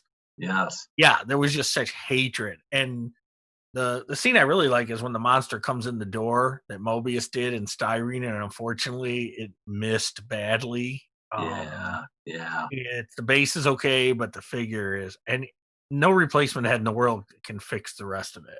Okay, and it's a cool box. I feel bad because I like what Frank did down there at Mobius, and I like a lot of the stuff he did, but that one just missed the mark really bad. And I always thought that was an iconic scene as well. It absolutely is. And who knows, like I say, that other in the mountains may come down the road again, just as a different within the iconic scenes line. But that one was just an idea sparked by a conversation between 2 friends and turned into something that Jeff looks forward to. And probably 4 weeks from now, the sculpt will be finished for Iconic Scenes Volume 2. Got any hints for us? Oh, yeah. It's going to be the classic iconic scene of the mummy reaching down to the table to take the scroll as the shocked Egyptian sits there. Scott, does that have you tingling? Because that was one of your... Well, and again, it's another idea I thought of. Oh, yeah. It's always his idea. Yeah. Okay. But it's... And it's funny. Troy calls it an iconic scene, and it's like, Troy, it's an iconic lobby card because the scene was never in the movie. Okay, Correct. The scene was cut. All you see is the hand reaching for the scroll. Yes. And pulling the scroll away. You never see the mummy and that guy in the frame together. And that was on your wish list when we had our dream kits, wasn't it? Yeah, when we had it was on my wish list, and I alluded to it a little bit there, but I didn't want to spoil Troy's thing, but he had talked to me already about it. Yes. And and Yeah, I think that's a good choice. It's coming. It's coming real soon. First quarter of next year, it'll be ready to. Just so ready you to know, you roll. can trust him. He did not tell me who was putting it out. He did. He just said someone's working on it, or someone's doing something. And then when Jeff did his interview, I don't think we spilled it completely there either. But I knew what was coming. Yeah. And we kind of hinted around it, but we didn't really say. I stepped on it. What's the release date? That is going to be the first quarter of 2021. Okay. Cool. So it's going to be, I'm excited about this piece too, because when Jeff is done with it, he's going to do a little video talking about it and talking about, the iconic scenes and just doing something of that caliber in a 1A scale. And I believe that video may either premiere on my Facebook Shadow Kreations or in the Jaeger Army. I think that's going to be an introduction for him to do, which should spark even more interest once I get the finished photos. Speaking of the Jaeger Army, since we had you guys on, how's it doing? Oh man, it's just we are getting requests to join the club, and those cards sold out. 200 cards gone, shocked all of us. And now, after the first of the year, they're going to open it back up for more membership cards. Now, with that, the money, they were only $15, one-time fee. You're a lifer. They're like a credit card. They're not a cheap business card. They're a credit card. Really nice hard with the Jaeger Army, what number you are, your name on it. And this is maybe a little bit of a hint down the road. We're thinking maybe that card even be something like when you go to Wonderfest, Jersey Fest, if you present the card and it's a Jaeger piece, you might get a discount on a kit or something, just something for you to have this special. Mm-hmm. And then, of course, the two club exclusive busts that are coming next year that card members only are able to purchase. Kudos to you guys for trying something new. That's an original thing no one's tried, and it's right. And I'm glad it's working out for you, because it's hard to try. It's going to be fun. It gives Jeff another platform to move into original sculpts, to do all kinds of new good things for Jaeger fan. Awesome. Yeah, and I remember when Paul presented the idea to me, and he said, "What do you think?" And I said, "Yeah, because you never know how the hobby's going to react to things, Exactly. And I said, I don't really know. I mean, I was kind of in between on that. I didn't really know how that was going to work out. And, but I said, it might, I don't know. Mm-hmm. And it looks like it has. And, unfortunately to me, there's so much Jeff Jaeger stuff out there. Okay. And I liken it to Yankees. I call it Yankee syndrome, and I call it Patriots syndrome too, because I'm a Patriots fan. And success breeds contempt for some people. Okay. And so you have people, when we did our Jaeger episode, and Jason, you might want to cut this, I don't know. But when we did our Jaeger episode, we got our first thumbs down in our thing there. We got our first thumbs down. Any episode we have. This has been eating at him. So whoever that thumbs down guy is, it's like, this has been eating at him ever since. No, and I don't care. It's just in post why. I would like to know why, and I think I agree. And I think people are just, there's people out there, oh, I'm sick of Jaeger, I'm sick of Jaeger, I'm sick of Jaeger. And it's like, when we talk to him and you realize he's sculpted 500 or 600 kits for this hobby, where's the hobby without him? Okay. I agree. I guess I asked that question is, where's the hobby without him? Now, you got the knuckleheads out there that only have like 5 kits. I'm looking at you. I have, whoa. 5 Jaeger kits. Oh, 5 Jaeger kits. I have more than that, I found out. And then you have the knuckleheads like me that have about 70 of them, Troy. I don't know how many you have. Yeah, I've got a lot. You've got a lot. Okay. Yes. And trust me, even sometimes I'll go, another Frankenstein? Monster. And then I'll buy it. And then I'll buy it. Yeah. Okay, then I'll buy it. So it's I get it. It's back to when the idea was presented to me, I didn't know how it would go over because of what I see with that. And that makes sense. Went over really well. and It did, and these exclusives that are coming out are going to be things you haven't seen before, monster related, but not of the monsters. Oh, that's what I can tell you. So that's a good clue. I like that. Yes, good clue. Yes. Okay, and we'll go on to one of your more recent acquisitions here, the Fright Night. Yes, Jerry Danridge, huge fan of Fright Night. I mean, nothing compares to him saying welcome. Troy, ask him.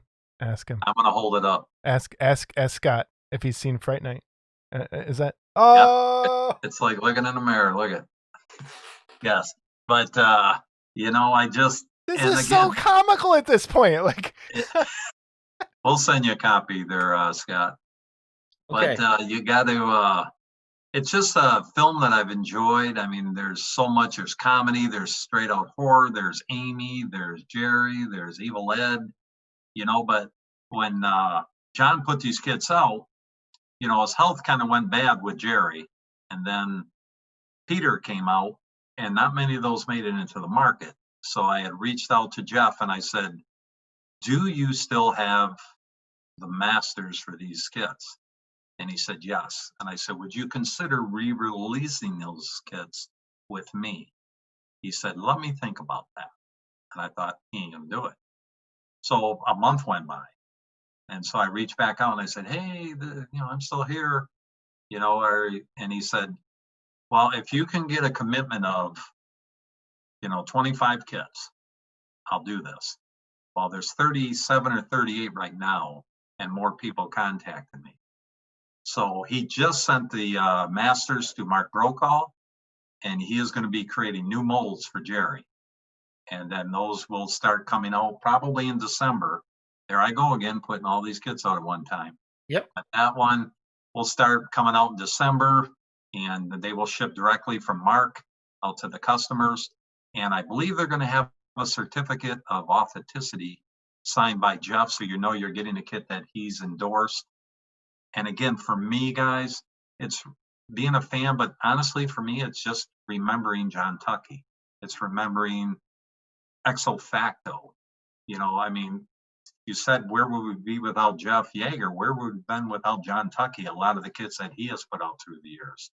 Yeah, well, John certainly brought, and we talked to Jeff a little bit about this too. He was doing other things, but it worked out that John had Jeff start doing this Universal stuff, and it just, it took off.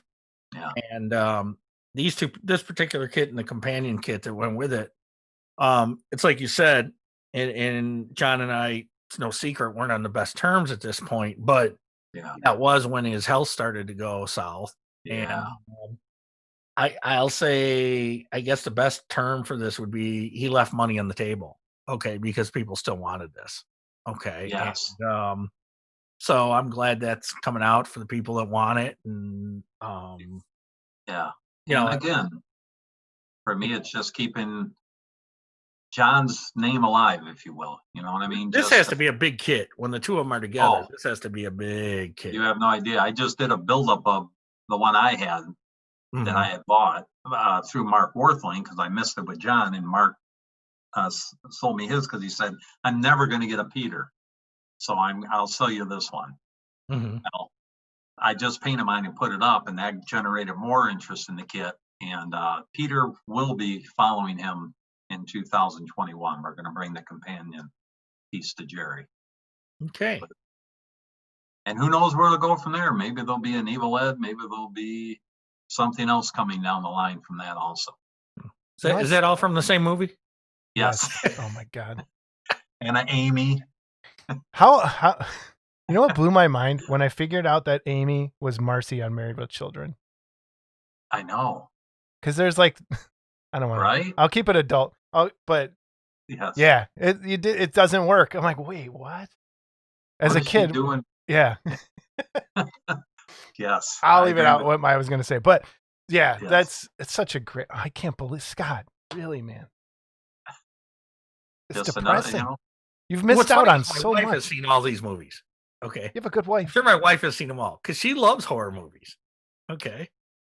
But it's not even like that's a comedy more than a horror. Like it's so good.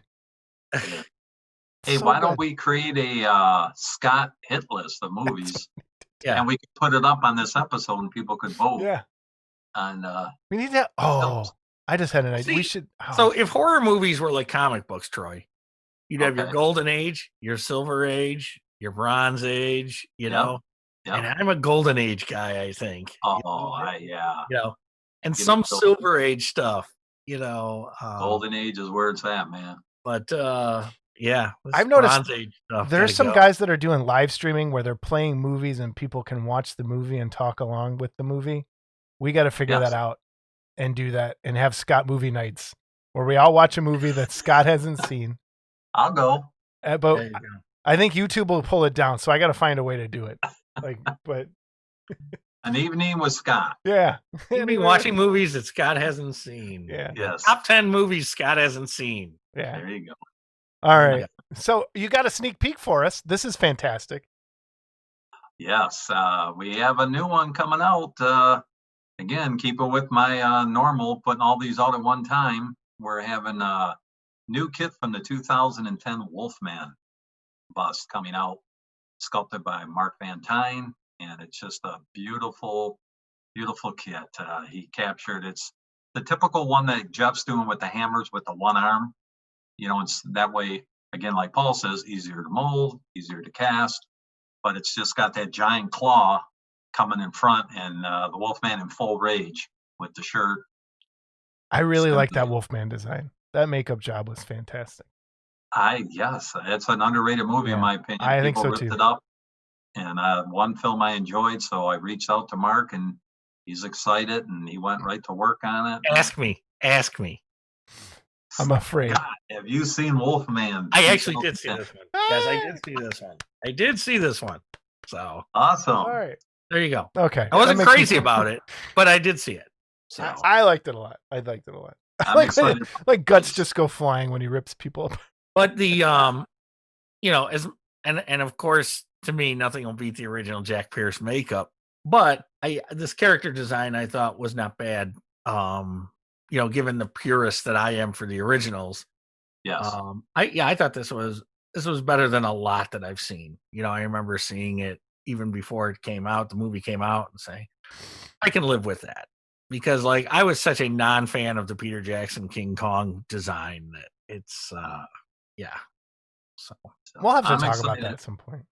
Yeah, I'm excited about it. And you know, to me it's a character that's not overdone.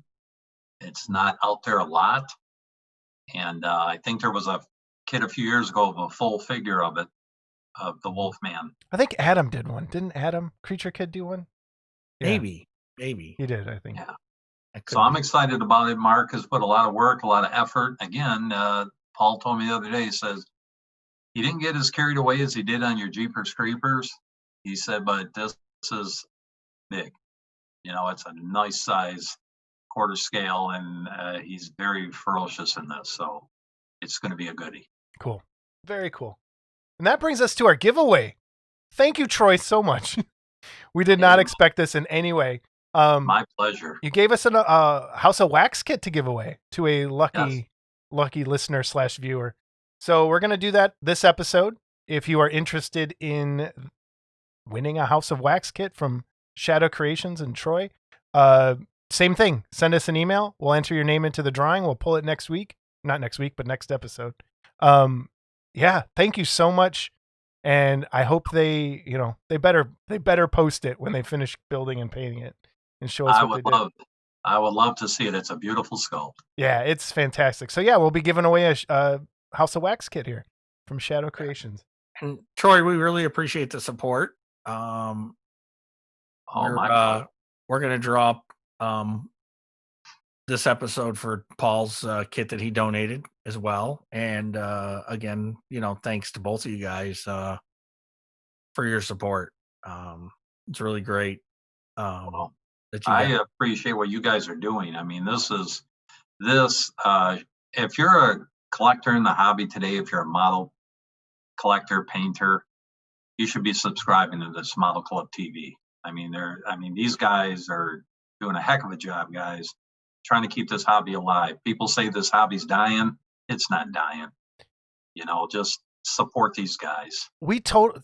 Thank you, but we totally forgot about you. Your YouTube channel.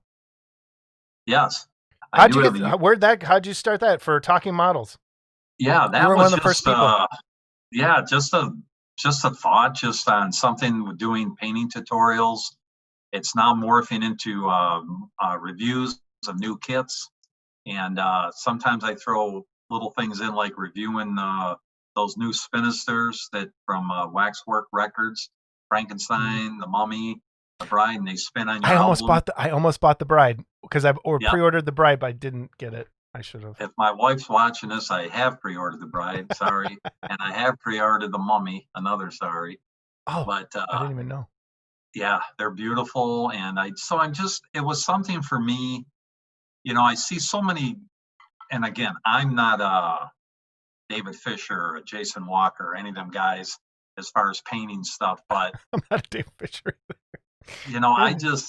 I see on these boards so many people new to the hobby that come in, instead of, they see everybody's work now, they feel they can't do something, they don't want to do it, they can't do it.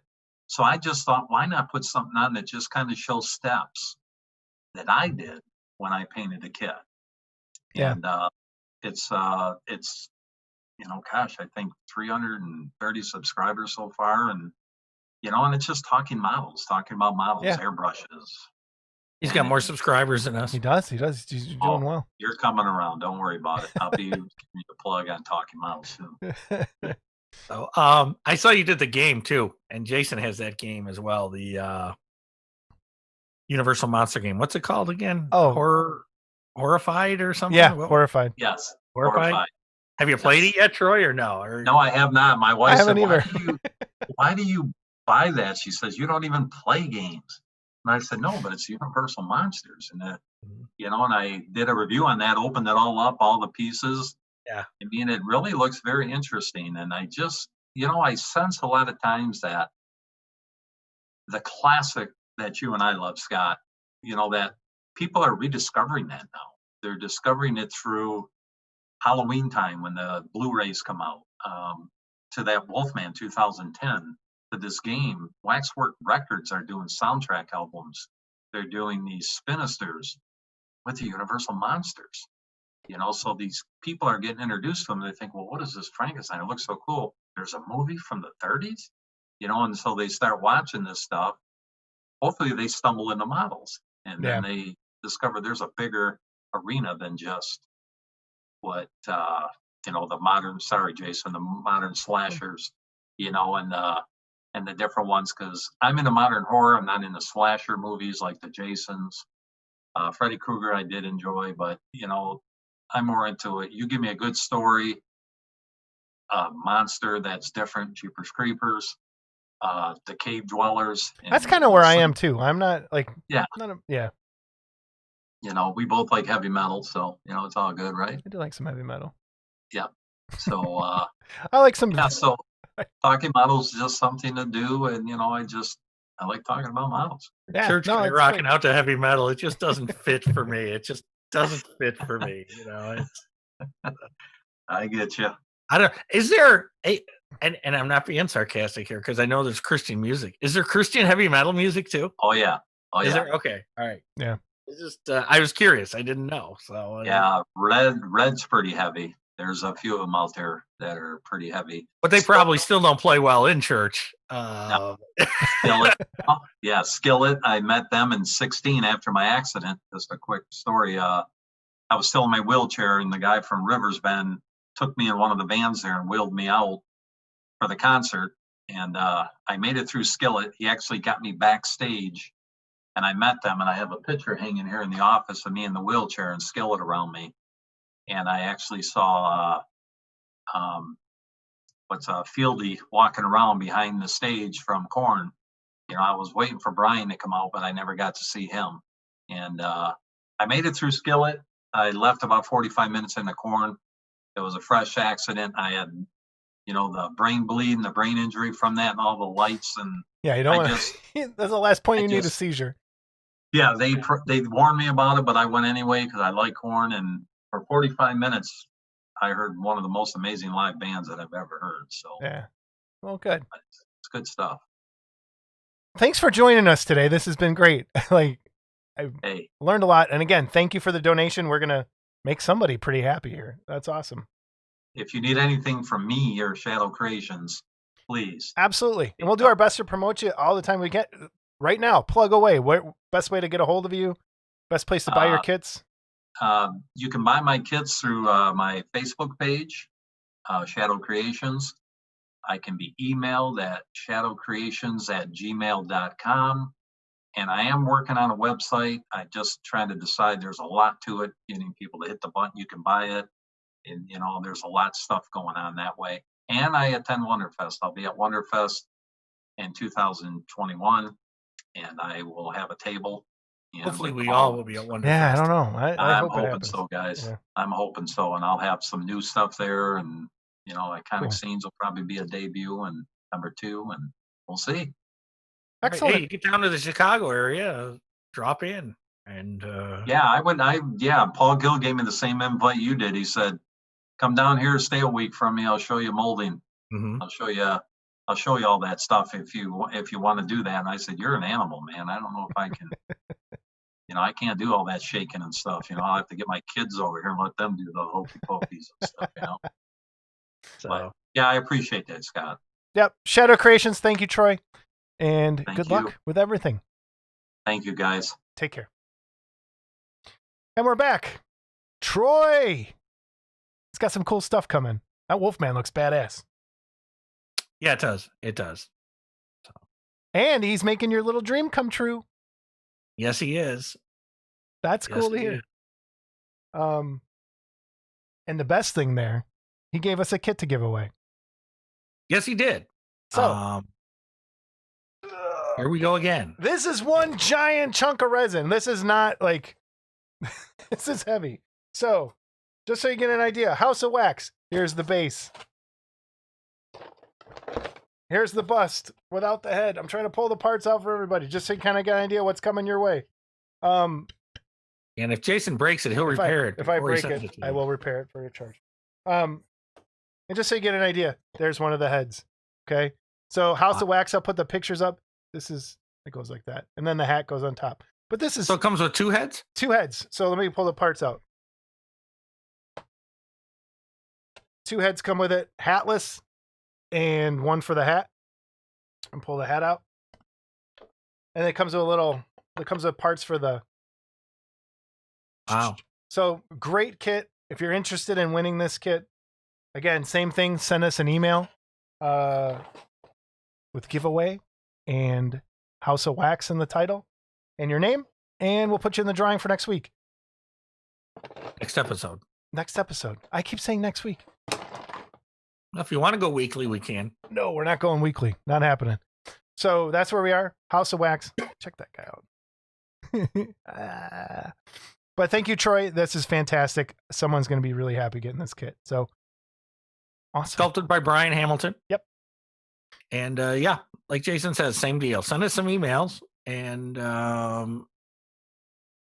get in on the drawing, and you'll get a number back. We'll send you a number back. And again, congratulations to Roger. Yep. For winning the Pennywise kit from Paul Gill. Thanks to Paul and Troy for donating to the giveaway. We're getting nothing out of this. This is just for fun. And same thing as before too. You got to send it. You have to be a subscriber, correct? Yep. Got to be a subscriber. That's your subscriber name as well. It's the only little thing we ask for. And yeah. And we'll get you a number and get that out to you. And thank you to Larry for all that. Yep. Giveaway next week. We'll have. Yeah, this is not going to be a week, a monthly thing. Yeah, unless people keep sending us stuff. Maybe. We're not asking you to, but if you want to give stuff to people, great. But yeah, awesome. Mailbag, emails and corrections. Oh, I want to go back to Troy. Just one thing about Troy that I noticed, and see if anyone else picked up on this. Troy did not mention Aurora as his. He started with the Haunted Mansion, and he's like one of the first guys that hasn't, gone. I mean, Mark Worthling mentioned Aurora, but he basically said he missed out on it. But Troy's one of the first ones that didn't mention Aurora. Well, I think Troy and Mark are kind of in the same boat I am, even though they're a little older than me. I mean, Aurora, I never built an Aurora kit as a kid. I just saw them and had them. But I think they're in the same boat as me. I think that might be why. But yeah, who makes those Haunted Mansion kits? Who was I think those are round 2. I think round 2. Okay, mailbag. Mailbag, emails, and corrections. So we have one email. It's from Phil again. And No way. It's a book. And he told me to paraphrase it. He was emailing us on Thanksgiving, and talking to us on Thanksgiving. So thank you. I read through it. The one thing I'm going to paraphrase out of that, and it goes into my correction for this week. He was very upset with me about my Beatles/Wiggles comment from last week. Let me reread because I got a lot of feedback on this. I do not think the Beatles are as good as the Wiggles or the Wiggles as good as the Beagles. Wait, what? Wait, what did you just say? Don't edit that out. I don't think the Beatles are as good as the Wiggles. That's not what I meant. Okay. Not what I meant. You just said it again. That is not what I meant. What I meant was I listened to the Beatles as a kid.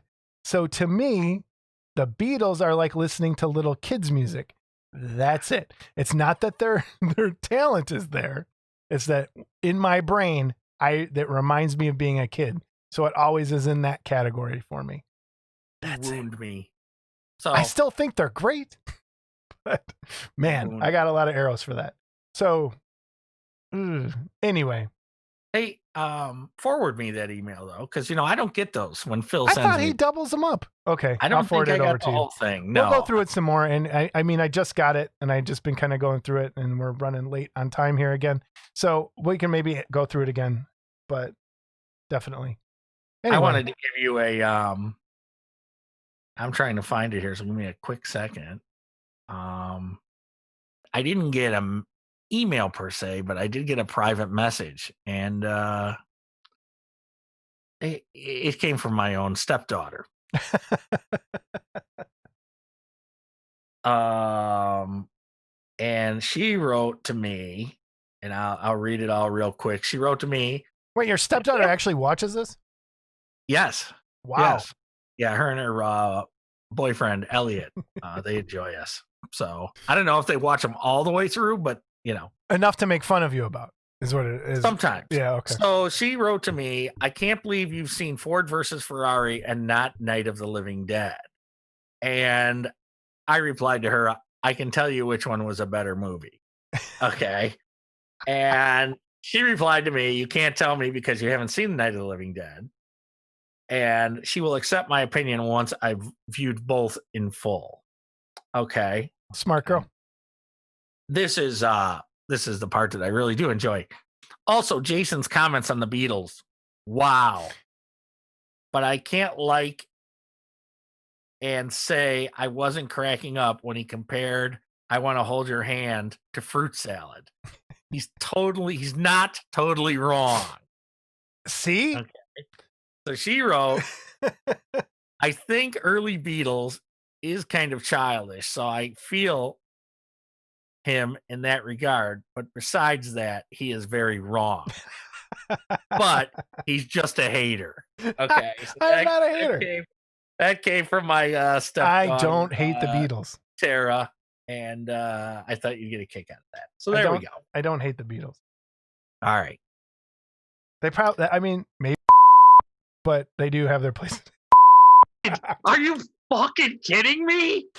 Phil, send him another email. My God. I'm trying to fight with Phil. Nah, come on. There would be none of the music you I know. listen to. That's the their important. Okay. That's yes, I get that. I understand that. All right. Jesus. I understand that. I understand that. I understand. Somebody get me a gun.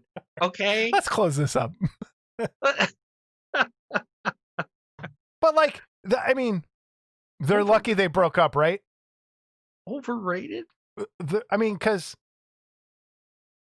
they'd be Rolling Stones right now. Well, and it would be bad. I'll give you that. I'll give you that. I think they're lucky they broke up. Piss off the other. Go ahead. Right. Go ahead. I'm editing all this out. I think they could have. My personal opinion. I think, given the solo careers of the two top songwriters, I think they probably could have gone on another 5 to 7 years before it turned into what But George Harrison's fantastic. Traveling Wilburys was Traveling Wilburys awesome. Was a great album. Awesome. Yes. So it's hard to say. Yeah, But I think they could have gone a little longer, but we'll never know. Yeah, never know. They're an amazing band. They are. I didn't mean any of that. Oh, you said they were. Leave it in. Don't be scared. Okay. You're lucky. My wife just came in the door behind me, and you're lucky she didn't hear you make that fucking comment, because she'd have opened that door and busted your ass. Okay. Oh my God. All right. This has been Model Club episode 11. Model Club episode 11. Hey, send an email, be a subscriber. Yes, hit that giveaway. Like button, we do have that giveaway. and, I'll put it in the comments. A lot more people hit that like button this time. We appreciate that. Yeah, that thank helps. you so much. And again, email us to get in that House of Wax giveaway. And thank you again, Troy. And that's all I got. I got to go clean gutters. What do you got to do? Edit this. Edit this. Oh, so your 10 minutes of work comes up now. Okay. That's great. We'll see everybody episode 12. Okay. Now stay on a minute. Joanne, come here. Wait, do you want me to record this? I don't give a shit. Joanne, come here.